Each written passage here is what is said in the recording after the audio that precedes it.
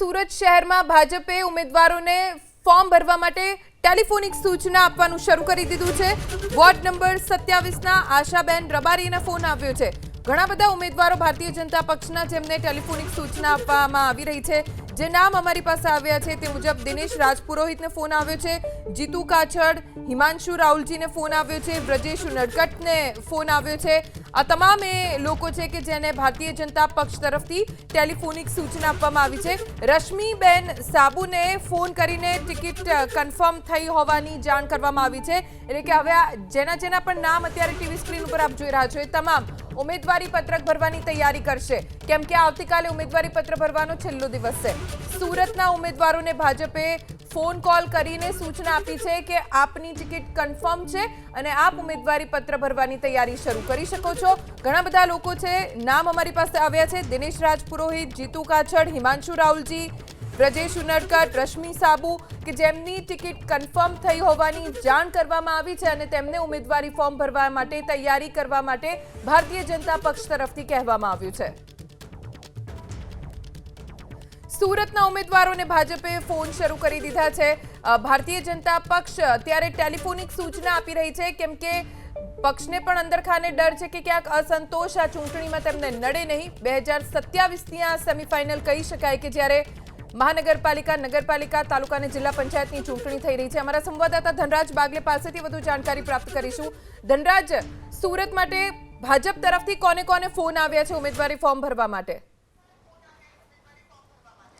जी बिल्कुल, एक बाद एक फोन आवानी शुरुआत है, शुरू थई चूकी है। जे प्रमाणे कांग्रेस द्वारा पण जे रीते उम्मीदवारों ने जाणकारी आपवामां आवी छे, कोई पण जातनो बळवो न थाय तेना माटे सीधू हाथमां मेन्डेट पकड़ाई देवुं अने ए ज रीते हवे अत्यारे कांग्रेसना उम्मीदवारो छे एक बाद एक फॉर्म वेरिफिकेशन करीने उम्मीदवारी करशे।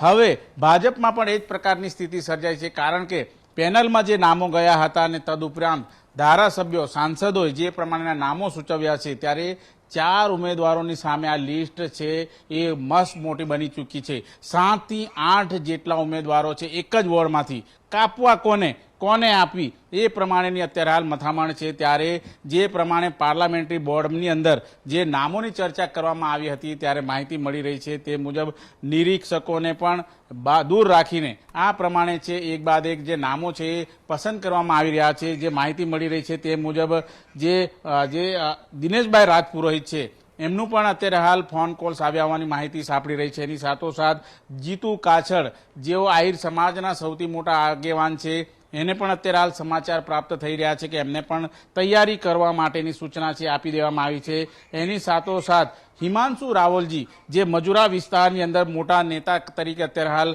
માનવામાં આવે છે અને તેમને પણ આ પ્રમાણે ફોન કોલ કરીને તૈયારી રાખવા માટેની સૂચના આપી દેવામાં આવી છે। રશ્મિ સાબુ જે રીતે અગ્રવાલ સમાજમાંથી આવતા હોય છે તેમને પણ સારી રીતે માહિતી આપવામાં આવી છે। મહત્વની વાત છે કે વોર્ડ નંબર 27માં આશાબેન હિતેશભાઈ રબારી જેમને પણ અત્યારે હાલ આ પ્રમાણે ફોન કરીને ટિકિટ કન્ફર્મ હોવાની માહિતી મળી રહી છે, તૈયારી શરૂ કરી દેવામાં। એટલે એક ડર જરૂર ભાજપ અને કોંગ્રેસને એ સતાવી રહ્યો છે કે હવે જે રીતે ફોર્મ ભરવામાં અત્યારે કાલે છેલ્લો દિવસ છે ત્યારે કયા કોના નામો જાહેર કરવા અને કઈ રીતે અસંતોષને ખાળવો એ પ્રમાણેની સ્થિતિ અત્યારે હાલ ખૂબ જ ગંભીર બની ચૂકી છે। ત્યારે એક બાદ એક ફોન કોલ્સ કરવામાં આવી રહ્યા છે અને તૈયારી કરીને જે રીતે ઉમેદવારી ફોર્મ ભરવા માટે તૈયારી કરવા માટેની સૂચનાઓ આપવામાં આવી રહી છે, ત્યારે જે સ્થિતિ કોંગ્રેસની સર્જાઈ છે એ જ પ્રકારની સ્થિતિ હવે ભાજપની પણ જોવા મળી રહી છે। કારણ કે એક જ વોર્ડની અંદર 7 થી 8 જેટલા દાવેદારો થતા હોય અને 120 બેઠક ઉપર